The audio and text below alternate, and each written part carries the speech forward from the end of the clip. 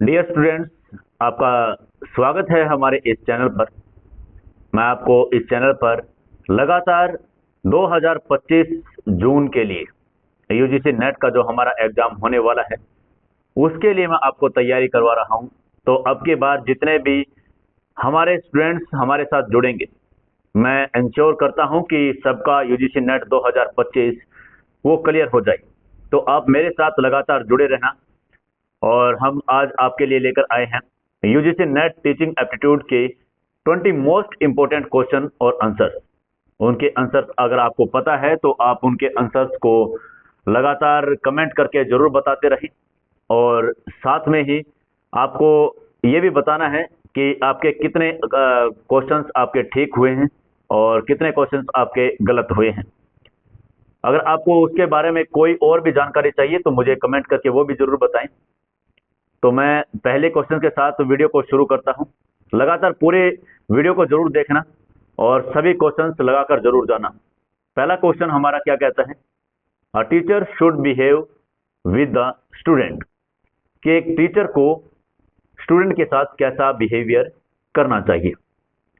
General जो सामान्य होता है हमारा, लगातार जो हम अपने यार दोस्त या फिर अपने माँ बाप के साथ करते हैं, या हमारा जो भी किसी बाहर के इंसान के साथ हम वैसा करते हैं वैसा होना चाहिए। या एज अ फादर, एक पिता की तरह, एज अ फ्रेंड या एक दोस्त की तरह, या एज अ लीडर एक नेता की तरह। तो एक शिक्षक को विद्यार्थियों के साथ कैसा व्यवहार करना चाहिए? इसका सही आंसर है क्या है? लीडर। तो एक शिक्षक को विद्यार्थियों के साथ कैसा व्यवहार करना चाहिए? एक लीडर की तरह, एक नेता के रूप में व्यवहार करना चाहिए। अब हम अपना दूसरा क्वेश्चन देखते हैं। दूसरा क्वेश्चन क्या कहता है? The most statement the most accurate statement about teaching machine is that. जो हमारी शिक्षण मशीन है उसके बारे में सबसे सटीक कथन यह है कि कौन सा सबसे सटीक कथन है? ऑप्शन ए क्या कहता है? B.F. Skinner began the movement for their use. Option B, they were designed as an economy measure to replace teacher. Option C, they are not efficient as teachers in reinforcing responses. Option D क्या कहता है? They can be used for all learning programs. जो हमारी जो शिक्षण की मशीनें हैं वो हमारी क्या कहती हैं? B.F. Skinner began the movement for their use. क्या B.F. स्किनर हमारे जो मूवमेंट है उसके शुरुआत करने का एक यूज हो सकता है? या फिर एक ऐसी इकोनॉमी डिजाइन की गई है जिससे हमारे जो टीचर्स हैं उसको हम रिप्लेस कर सकें? या फिर they are not efficient as teacher, जो टीचर हैं वो एफिशिएंट नहीं है रिस्पॉन्सेज को री इन्फोर्स करने के लिए? या they can be use for all learning program. या फिर जितनी भी मशीनें हैं उनको हम लगातार ऑल जो जितने भी लर्निंग प्रोग्राम हैं उनके लिए यूज कर सकते हैं। तो इसका सबसे सही आंसर हमारा क्या है? A option. क्या है हमारा? ए। जो B.F. स्किनर है वो began the movement for their use, हमारे बार बार यूज करने के लिए B.F. स्किनर को हम यूज कर सकते हैं। ऑप्शन क्वेश्चन नंबर 3 क्या कहता है? क्वेश्चन नंबर ऑप्शन 3 देख लेते हैं। The term least restrictive environment refer to the education of the.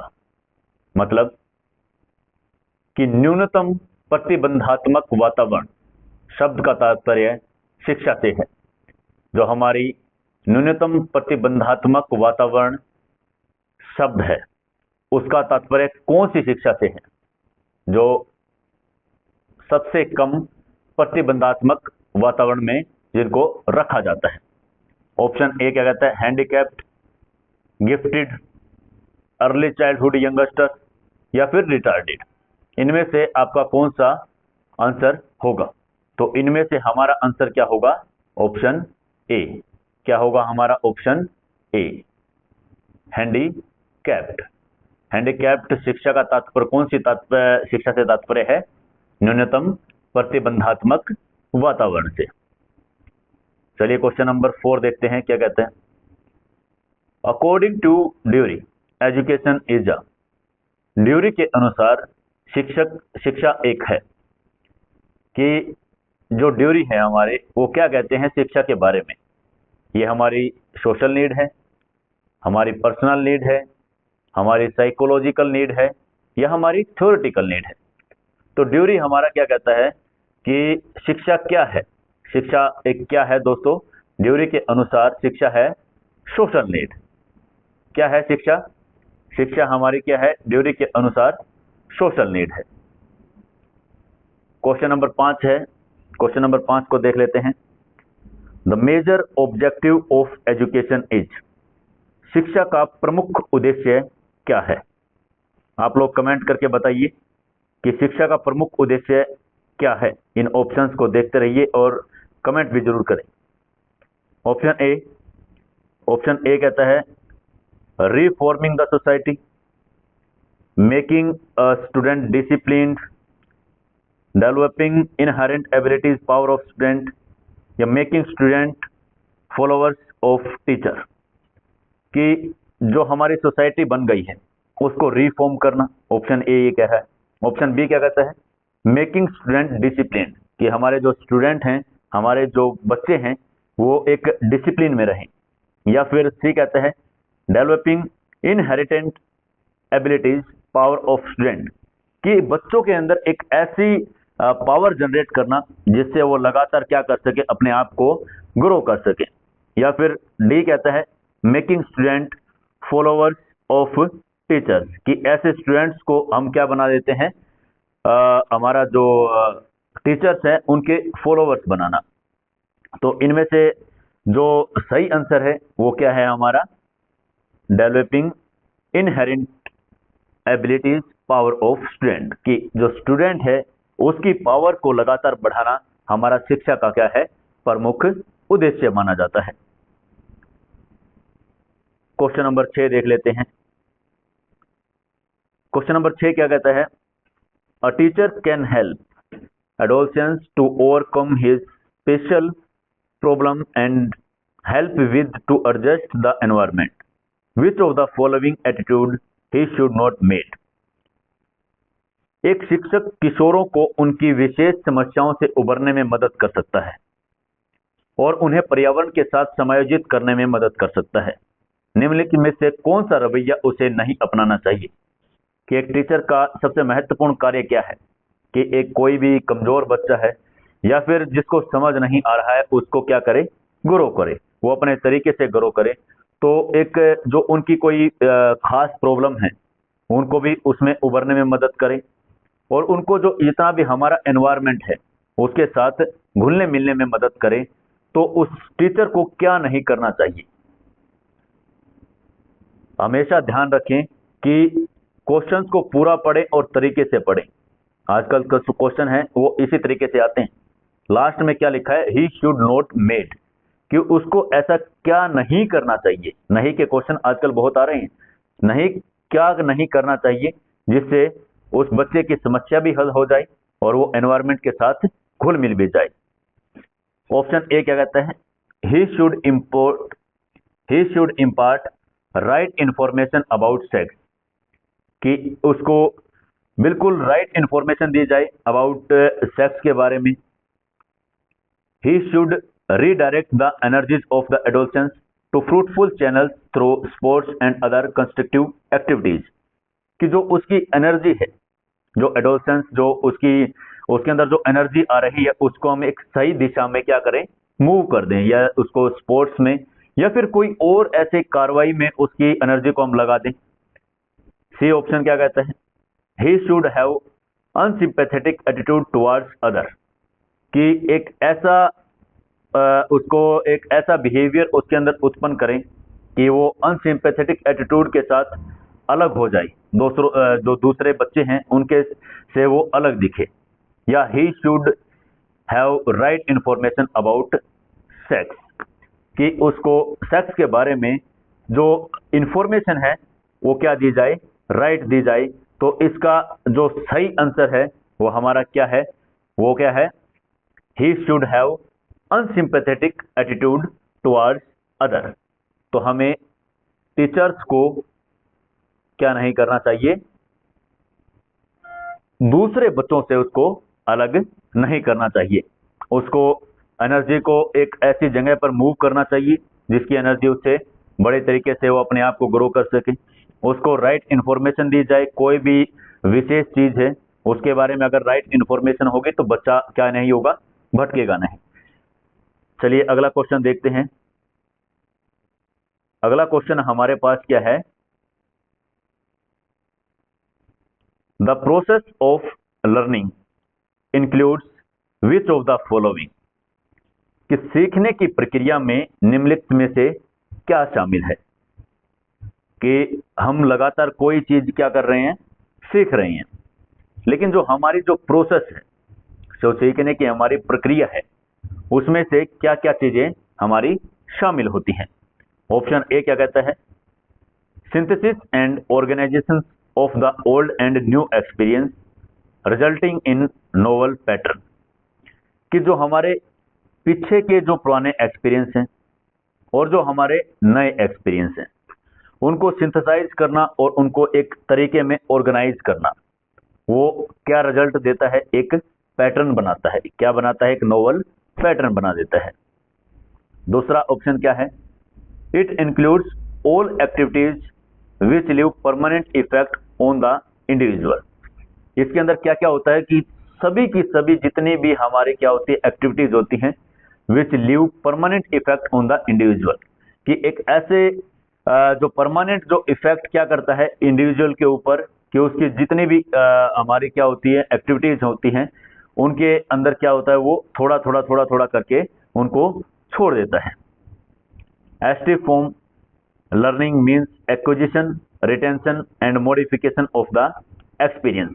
अब एस्टिव फॉर्म क्या कहता है, जो लर्निंग क्या होती है हमारी, एक्विजिशंस होती है हमारी सीखने की, रिटेंशन उसको बार बार क्या करना, रिटेन करना, या मॉडिफिकेशन ऑफ हमारा एक्सपीरियंस, कि जो हमारे एक्सपीरियंस है उसको क्या करना, बार बार मॉडिफाई करना। जैसे हमने कोई भी काम पिछले साल किया, उस काम को अगर हम इस साल कर रहे हैं तो उस काम में हमारी क्या होगी, मॉडिफिकेशन होगी। हमारा जो एक्सपीरियंस है उसके अंदर हमारा नई नई हमारी जो चीजें हैं वो भी जुड़ जाएंगी और उस काम को हम और अच्छे तरीके से कर पाएंगे, ना कि जो हमने पिछले साल हमने किया था। तो इसका सही और राइट आंसर क्या होगा, इसका राइट आंसर होगा डी ऑप्शन। ये जितने भी हमारे ऑप्शंस हैं ये सभी के सभी ऑप्शंस हमारे किस में शामिल होते हैं, जो हमारी जो प्रोसेस ऑफ लर्निंग होती है, सीखने की हमारी जो प्रक्रिया होती है, उसमें हम सभी चीजों को क्या करते हैं, इंक्लूड करते हैं। अगला क्वेश्चन देख लेते हैं क्या कहता है। क्वेश्चन नंबर 8 कहता है, for formulating the curriculum which factor is most important. पाठ्यक्रम तैयार करने के लिए कौन सा कारक सबसे महत्वपूर्ण कारक है।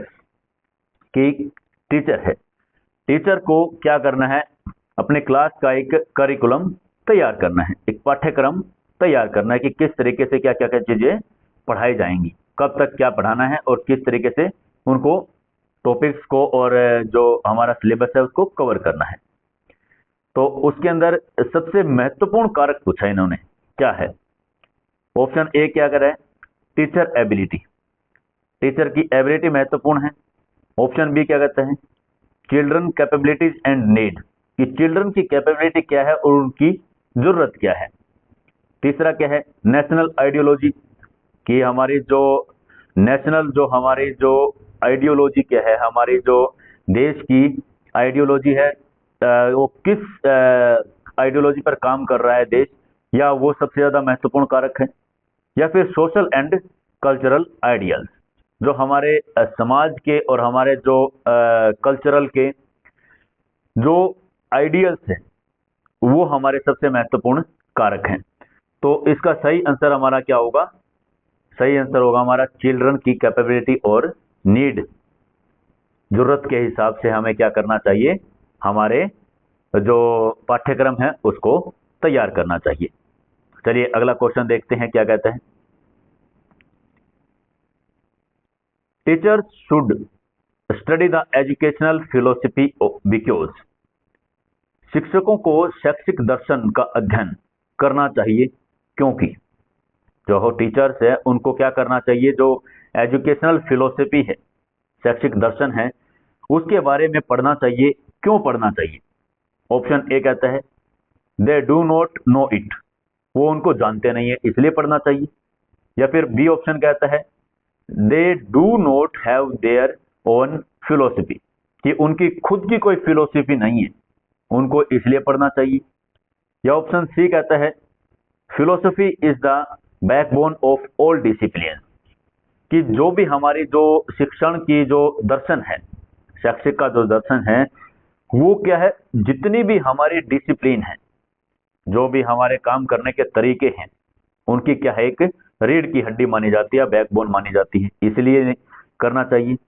या फिर कहता है they may improve their work by clarifying their own philosophy, या इसलिए शिक्षकों को अध्ययन करना चाहिए कि जो उनकी वर्क है उसमें क्लैरिटी आई, और जो उनकी खुद की जो फिलोसफी है उनको वो क्या कर सके, बार बार और ज़्यादा तराश सकें।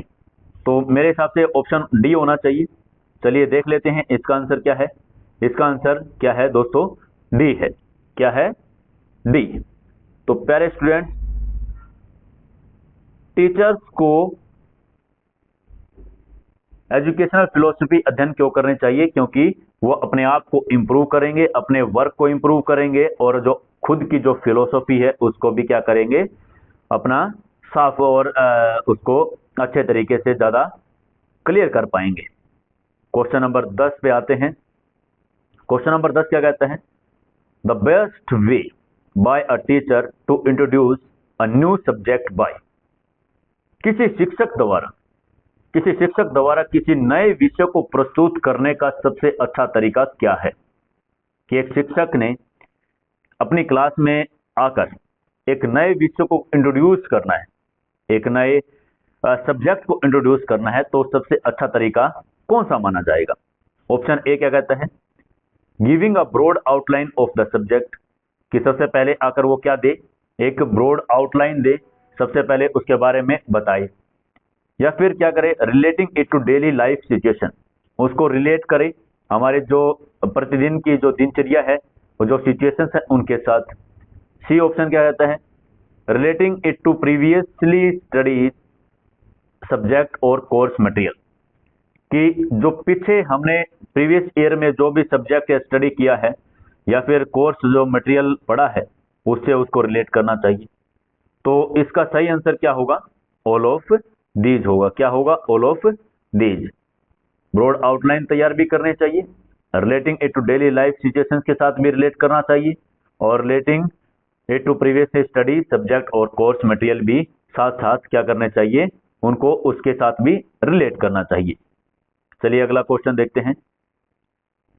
अ teacher generally ask question to his peoples during the lecture why, कि एक शिक्षक को आमतौर पर अपने जो लेक्चर है, अपना व्याख्यान के दौरान विद्यार्थियों से प्रश्न पूछता है, क्वेश्चन करता है टीचर कि आपको समझ आया नहीं आया, तो वो क्यों करता है? ऑप्शन ए कहता है are student listening the lecture attentively, कि वो क्वेश्चन इसलिए पूछ रहे हैं कि जो बच्चे हैं वो पूरे ध्यान के साथ क्या सुने, लेक्चर को सुने। या फिर बी ऑप्शन कहता है to know which student is brilliant one, कि आप वो ये परखने के लिए करता है कि इनमें से सबसे ब्रिलियंट स्टूडेंट कौन है। सी ऑप्शन कहता है कि to know whether the student are understanding the lecture और नॉट, कि ये जानने के लिए करता है कि बच्चों को कुछ लेक्चर समझ में आ रहा है या नहीं। या फिर टू हेल्प द स्टूडेंट, कि स्टूडेंट की हेल्प करने के लिए करता है। तो इसका राइट आंसर क्या होगा? To know whether the student are understanding the lecture और नॉट, कि बच्चों को जो लेक्चर है वो समझ में आ रहा है या नहीं आ रहा। चलिए क्वेश्चन नंबर 12 पर आ रहे हैं। क्या कहता है question number 12? A teacher command Prestige authority, esteem and respect. He should make use of it through suggestions. He should not try to command respect through. कि एक शिक्षक है हमारा, वो शिक्षक प्रतिष्ठा, अधिकार, सम्मान और आदर प्राप्त करता है। ये हमको सभी को पता है कि हमारा जो टीचर है हमारे उसको क्या कहते हैं, हम मास्टर जी कहते हैं। एक उसको एक प्रतिष्ठा भी मिला, उसको अधिकार और उसको सम्मान भी मिला, तो उसे सुझाव के माध्यम से इसका उपयोग करना चाहिए। उसे सुझाव के माध्यम से सम्मान प्राप्त करने का प्रयास नहीं करना चाहिए। उसको कौन से सुझाव के माध्यम से तो इसका जो प्रयोग है उपयोग करना चाहिए, और किसका प्रयास नहीं करना चाहिए सम्मान प्राप्त करने के लिए। स्कॉलरशिप, उसको स्कॉलरशिप के माध्यम से नहीं करना चाहिए, या पनिशमेंट या क्रिएटिव रिवोल्टिंग सिचुएशंस, कोई ऐसी सिचुएशंस क्रिएट कर दे जिसमें पनिशमेंट हो, या फिर अपने एक्सपीरियंस के थ्रू, या फिर अपने टैक्ट के थ्रू। तो इसका सही आंसर क्या होगा? इसका सही आंसर होगा हमारा पनिशमेंट और क्रिएटिंग रिवोल्टिंग सिचुएशन, कि कोई ऐसी सिचुएशन और ऐसी कोई भी नई कोई भी एक्टिविटी नई क्रिएट करनी चाहिए जिसमें क्या हो, पनिशमेंट हो या फिर कोई रिवोल्ट हो। ऐसा टीचर को कभी भी सम्मान प्राप्त करने के लिए नहीं करना चाहिए। चलिए अगले क्वेश्चन पे चलते हैं। 13 क्वेश्चन क्या कहता है? A teacher is successful only if he, एक शिक्षक कब सफल होगा? Non his subject thoroughly well, अपने सब्जेक्ट को अच्छे तरीके से जानना, प्रोड्यूस 10% रिजल्ट या 100% रिजल्ट देना, इट्स अप्रोचेबल, अप्रोच करना, या फिर पब्लिश पेपर्स इन जर्नल और रेप्यूट, एक अच्छे रेप्यूटेड जर्नल में अपने पेपर को पब्लिश करना। तो इसका सही आंसर क्या होगा?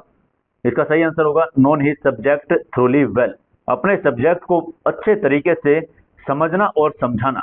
एक शिक्षक कभी सफल होगा जब अपने सब्जेक्ट को अच्छे तरीके से समझ जाएगा और बच्चों को अच्छे तरीके से समझा पाएगा। चलिए अगला क्वेश्चन देखें। For better interaction with the student the teacher objective should be the, विद्यार्थियों के साथ बेहतर बातचीत के लिए शिक्षक का उद्देश्य क्या होना चाहिए? क्या होना चाहिए बताइए।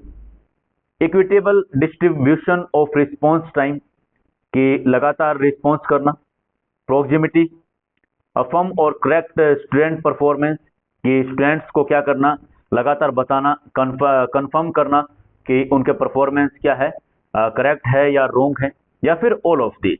इसका सही आंसर आपको क्या लगता है? इसका सही आंसर क्या है हमारा? All of these. क्या है? All of these. Equitable distribution of response time, response time में थोड़ा थोड़ा क्या होना चाहिए? डिस्ट्रीब्यूशन होना चाहिए, प्रोक्सिमिटी होनी चाहिए, और साथ में अफर्म और करेक्ट स्टूडेंट परफॉर्मेंस, जो स्टूडेंट्स से जो परफॉर्मेंस है उसके साथ भी टीचर्स को एक उद्देश्य रखना चाहिए। चलिए 15वें क्वेश्चन पर चलते हैं।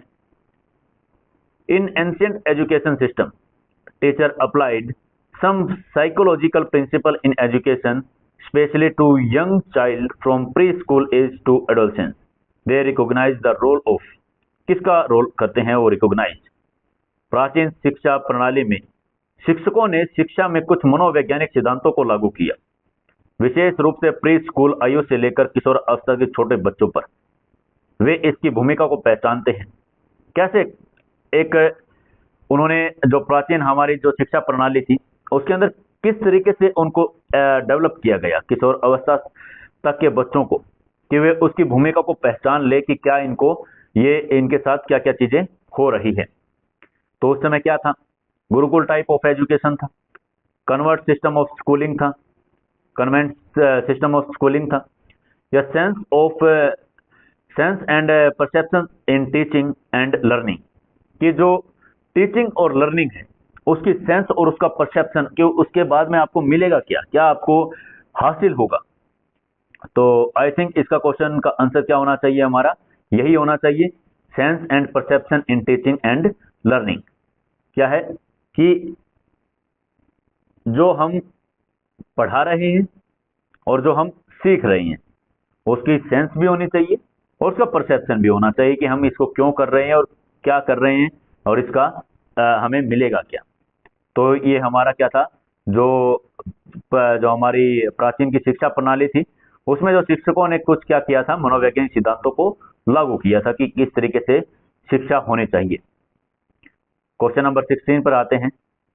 Which characteristics from the following is least concern with the teacher, निम्नलिखित में से कौन सी विशेषता एक शिक्षक के लिए सबसे कम चिंताजनक है, कि ऐसी कौन सी विशेषता है जो शिक्षक के लिए कम चिंताजनक है। ऑप्शन ए क्या कहता है? कमांड ओवर सब्जेक्ट मैटर, कि अपने सब्जेक्ट का जो मैटर है उस पर पूरी कमांड होना, ये कम चिंताजनक है। या फिर रिस्पेक्ट फ्रॉम कॉलेज मैनेजमेंट की मैनेजमेंट से उसको कितनी रिस्पेक्ट मिल रही है, या good report with the student की स्टूडेंट्स उसको कितनी अच्छी अच्छी रिपोर्ट देकर आ रहे हैं कि आप टीचर बहुत अच्छे हैं, इस तरीके से। या इफेक्टिव वर्बल कम्युनिकेशन कि जो उनका वर्बल कम्युनिकेशन है, जो एक दूसरे से बात करने का जो तरीका है वो कितना इफेक्टिव है। तो इसका आंसर हमारा क्या होना चाहिए, respect from college management. Teacher को सबसे कम चिंता क्या करनी चाहिए कि उसको कॉलेज मैनेजमेंट से हमारी रिस्पेक्ट मिल रही है या नहीं मिल रही, उसको कोई चिंता की विषय नहीं होना चाहिए। उसको चिंता होनी चाहिए कि उसके सब्जेक्ट पर उतनी कितनी पकड़ है और बच्चे उसके कितने सीख पा रहे हैं और उसका जो कम्युनिकेशन है वो कितना इफेक्टिव है। चलिए अगला क्वेश्चन देखते हैं। क्वेश्चन नंबर 17 क्या है, who can be a good teacher one, एक अच्छा शिक्षक कौन हो सकता है। ऑप्शन ए क्या कहता है, who student do not need to ask question, कि एक अच्छा शिक्षक वो होता है जिसके स्टूडेंट्स को क्वेश्चन पूछने की जरूरत ना पड़े।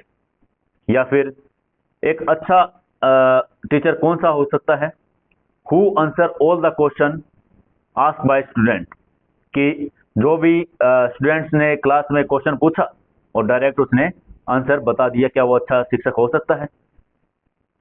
ऑप्शन नंबर सी क्या कहता है, who never encourage children to known something not in curriculum, कि उनके पाठ्यक्रम में उन बच्चों को क्या ना करे, एनकरेज ना करे। तो डी ऑप्शन क्या कहता है, who always tell his her student that from where they can get answer to their queries, कि या फिर एक ऐसा टीचर जो बच्चों को लगातार बताता रहता है कि वो उनके जो क्वेश्चंस हैं उनके आंसर उनको किस तरीके से मिल सकते हैं। तो एक ऐसा टीचर अच्छा कभी नहीं हो सकता कि जिसके स्टूडेंट क्या क्या ना करें, क्वेश्चन ना पूछें। या फिर एक ऐसा भी अच्छा नहीं हो सकता कि जिसके स्टूडेंट को क्या नहीं पूछने पड़े, क्वेश्चन पूछना ही ना पड़े, या फिर क्वेश्चन पूछे तो वो डायरेक्ट आंसर कर दे। या फिर वो नेवर एनकरेज या नेवर ई आ गया तो फिर हम इसको तो छोड़ ही सकते हैं बिल्कुल ही। तो हमारा राइट ऑप्शन क्या हो जाएगा, हम किसकी तरफ जाएंगे, डी की तरफ। डी ऑप्शन हमारा क्या हो जाएगा, राइट हो जाएगा। चलिए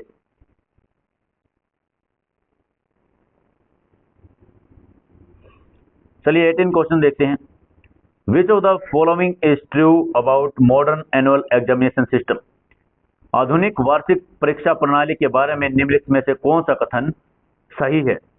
जो हमारी जो मॉडर्न एनुअल एग्जामिनेशन जो हमारी चलती है कि एक साल में एक बार एग्जाम होना या फिर एक साल में 2 बार एग्जाम होना, वो किस तरीके से, उसके बारे में कौन सा कथन सही है वो हम देखते हैं। ऑप्शन ए क्या कहता है, it encourage attaining knowledge by cramming, कि ये एनकरेज करता है बच्चों को रट्टे मारने पर, किस पे, रट्टे मारने पर।